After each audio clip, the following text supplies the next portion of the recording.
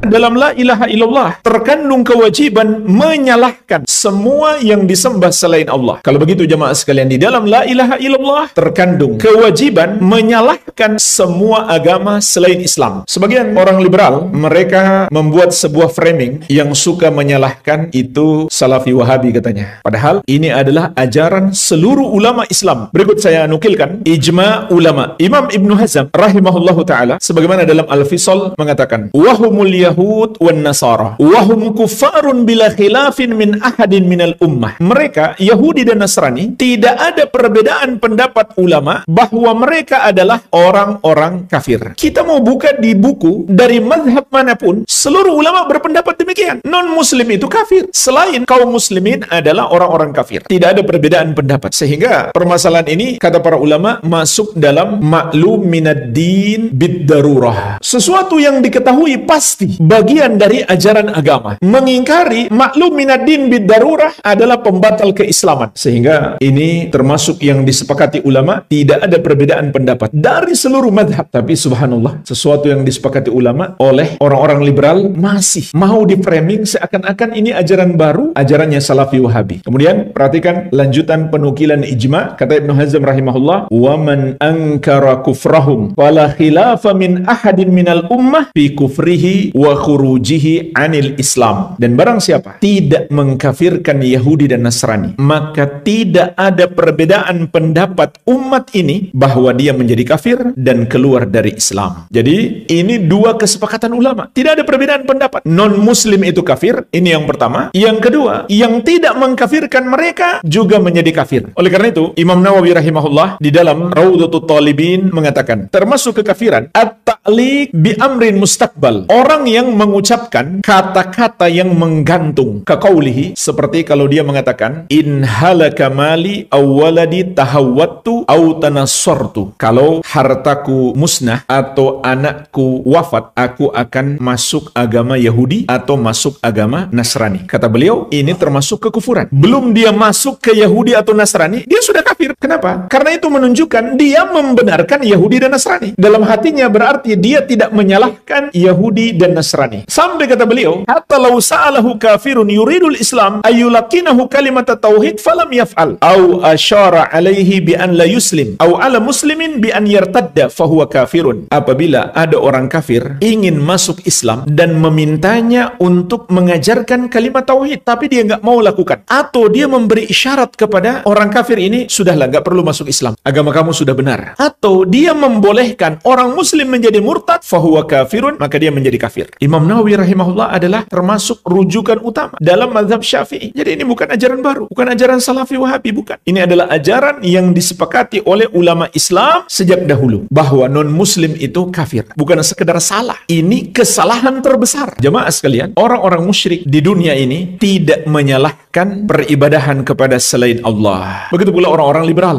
tidak menyalahkan orang yang menyembah kepada selain Allah. Tapi Allah mengabarkan kepada kita, kelak di hari kiamat mereka semua bertobat. Falamma ra'au ba'sana qalu amanna billahi wahdah. Tatkala mereka melihat azab kami, mereka pun berkata, kami beriman kepada Allah yang satu saja. Wa kafarna bima kunna bihi musyrikin. Dan kami ingkari, kami salahkan Tuhan-Tuhan yang dulu kami persekutukan dengan Allah. Beda sekali dengan kalimat-kalimat mereka ketika di dunia. Kata mereka, janganlah saling menyalahkan. Silahkan Anda meyakini apa yang Anda yakini, tapi jangan menyalahkan orang lain. Nanti Anda jadi Salafi Wahabi. Itu kalimat mereka ketika di dunia. Namun Allah mengabarkan kepada kita, semua orang-orang musyrik itu ikut menyalah-nyalahkan peribadahan kepada selain Allah. Artinya mereka taubat. Wa kafarna bima kunna bihi musyrikin. Kami salahkan, kami ingkari semua yang kami sembah selain Allah dahulu. Namun Allah menegaskan, falam yaku yanfa'uhum imanuhum lamma ra'au ba'sana. Tidaklah bermanfaat iman mereka tatkala mereka telah melihat azab kami.